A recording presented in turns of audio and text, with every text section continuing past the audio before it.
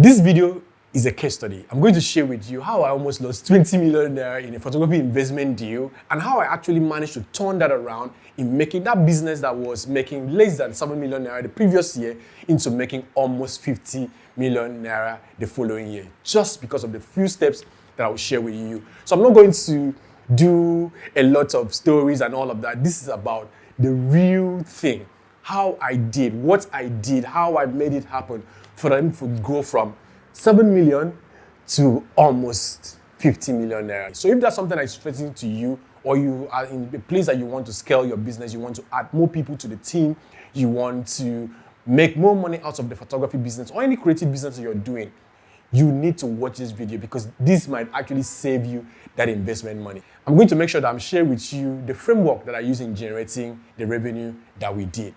Because of confidentiality clause that we signed, I'm not going to mention their names, but I'm going to use as C. So I'm going to say photographer C. So photographer C came to me and we had a clarity session. I was looking through their books. I was helping them do a few things. And a couple of months later, he now said, Mayor, are you interested in investing in my business? Because I would love to take some money in so I can actually do more things for myself. I said, that's a good thing. How much are you looking at? He said he was looking at 20 million naira. Right? So he was looking at 20 million naira. I said, okay, that's interesting to me. What do you want to use the 20 million naira for? So that brought us to the things that he wanted to use the 20 million naira for, which is number one, he wanted to buy new camera plus lens. He wanted to buy two of them, two cameras, right? So multiply two. The second thing he wanted to do, he wanted to hire a second photographer.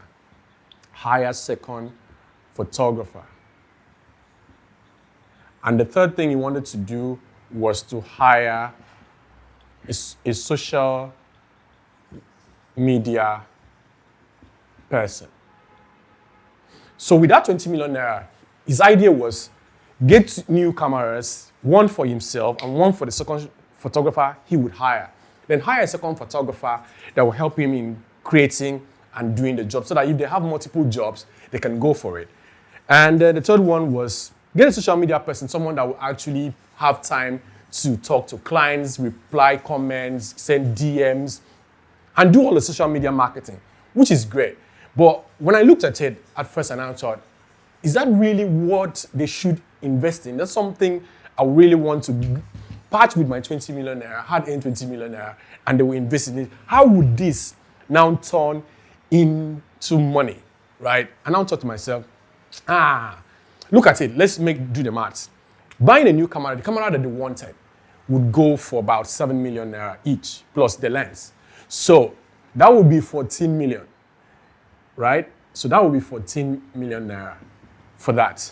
And let's say another 1 million goes into salaries here, and he will now be left with 5 million naira to run the business, maybe buy hard drives, and all of those kind of things. So I now looked at it and I said, no, show me the books. Because the books will actually determine what I'm going to want you to invest in. Yes, I like the idea. I like that I want to invest in you. I know that you are someone that is trustworthy. I know you're hardworking. I know you're this, because those are the things that I consider. Is somebody truthful? Does the person have good character? Is that person hardworking? Does that person have what it takes to implement the strategy that I will build for them? Because he has been in my clarity session, so I know he had all of that. All he just needed was to put money in. So I decided I will put the money in. But this was in 2023, October. I told them, give me 2 months between November and December. Let me look at the books. Let me look at what you're doing. Let me study the business and finally figure out, is the 20 million a good investment so that you could use in buying what you say you want to buy? Or should I have used that 20 million in something else? Between November and December, I came to realize that if I had given them that go-ahead to spend that money, or giving them the money and the go-ahead to spend it in acquiring 2 cameras, 2 lenses, 1 photographer, and 1 social media person, we won't have actually made the turnover that we made. And that brings me to the first framework I want you to understand. So every time people tell you, scale your business, the first thing that comes to your mind is I should build a team. So in his case, he wanted to add a photographer and a social media person, right? That's part of the people he wanted to make join the team. But that's not actually how to go about it. I shouldn't make a video about when you're trying to scale a business you think you should do, because the things you should do comprises of things like systems.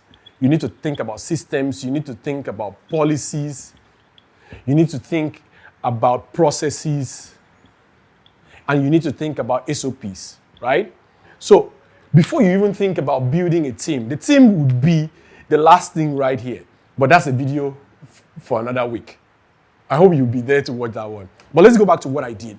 That brought me to the first framework, which every time I want to put money in something, I always go through this framework.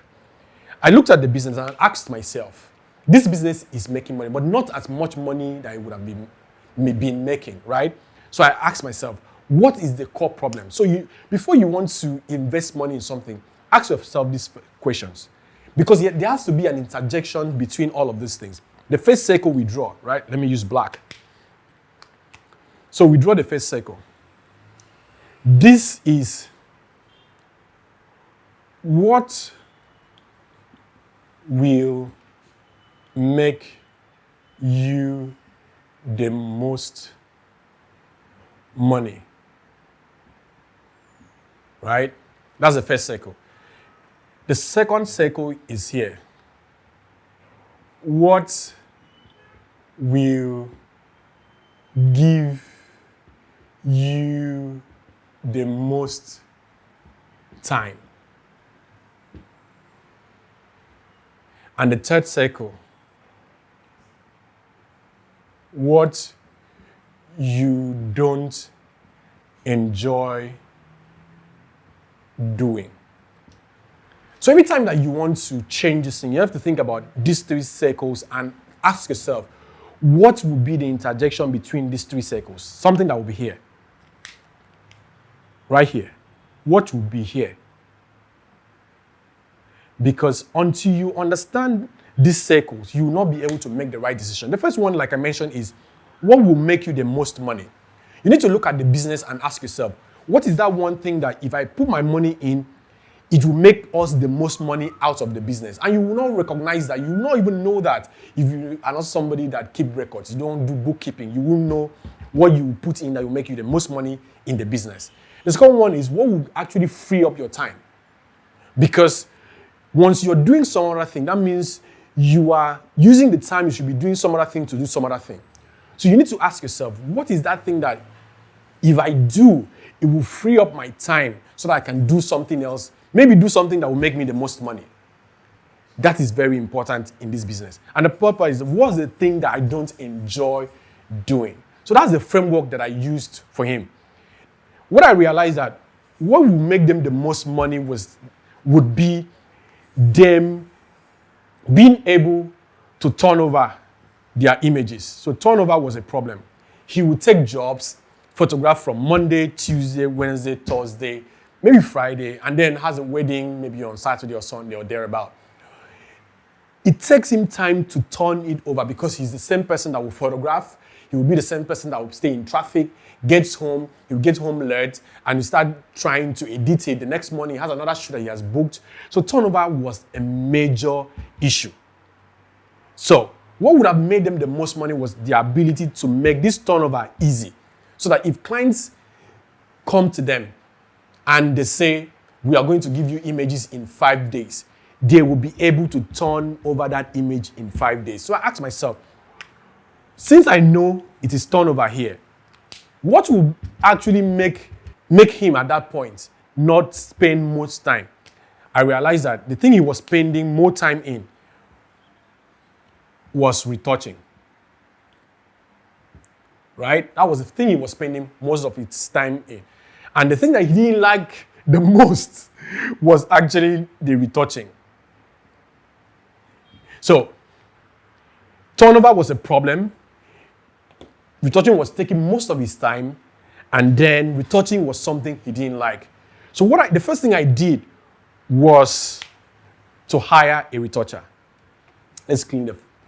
So my first hire was to hire a retoucher. By hiring a retoucher for him, what then happens was that the turnover time increased. So if he gets a client today and he said, I'll give you your images by Friday, he's not going to be him that will sit back here and do the retouching that he doesn't even like. He will give it to the retoucher. So once he comes back from shoot, the images are given to the retoucher. The retoucher is not a photographer, he's a retoucher. So his job is just to retouch, right? So by the time he gives the images to the retoucher, he can now focus on something else. He has time. So now that he has time on his hands, we did not now make him hire the social media manager. What I did was that, number two, he became the social media manager. Remember that the thing that was taking his time, he would go photograph, he will come back in edit, he will still be the one answering to DM, so he was tired. So in his mind, he said, let me get a social media person that will actually take off the points of me interacting with clients. But in the kind of business that he was building, the client wants to interact with him, not necessarily the social media person at that particular point in time. So by freeing up his time, that's by hiring a retoucher, who is a full-time retoucher, he then settled down into his role. So he can now photograph, come back and deal with the social media job, which is now something that the clients want. The clients want to talk to him, the clients want to get feedback from him, and he's been there because he has time. You realize that in all of this, we didn't spend up to this 14 million naira that we're supposed to spend in the first one, which was to be spent on cameras. Mind you, the camera he was using was good enough. He had two cameras. He had two full-frame cameras, two lenses that would have done the work. So what I now did, the third thing I did, which actually helped, was to get a macro lens. Since he was doing much of the weddings, so I needed him to get a macro lens that would do the detailed shots of bags, laces, rings, and all of those kind of things to make it look premium. You need to understand that wedding is a combination of three things. It's a combination of documentary, combination of fashion, and product photography. So we needed to get a lens that could do the job of the product photography so that the rings, the earrings, the bag, the details on the clothes could be photographed in such a way that stands out. So the fourth thing that we now did was to think about, okay, the hires, the second photographer. So we didn't hire a full-time second photographer. We hired a part-time second shooter. So by hiring a part-time second shooter, that means every time he has a shoot that needs someone to be there as a second shooter, we go to the person. We avoided paying salary on a monthly basis, whether or not you have a job. So we actually saved money by getting a second shooter per job basis. You need to understand what will make you the most money. For him, what will make him the most money is his ability to turn over more jobs. Because the clients were, in the feedback that we are getting, the clients were frustrated that he was not delivering the images. Yes, his images are good. Yes, he's a great photographer, but he was missing deadlines, right? By missing deadlines, what is spreading? And when what spreads, people don't want to hire you, not because your work is not good, but because they are afraid that they might not get the work on the day that you say you will get the job.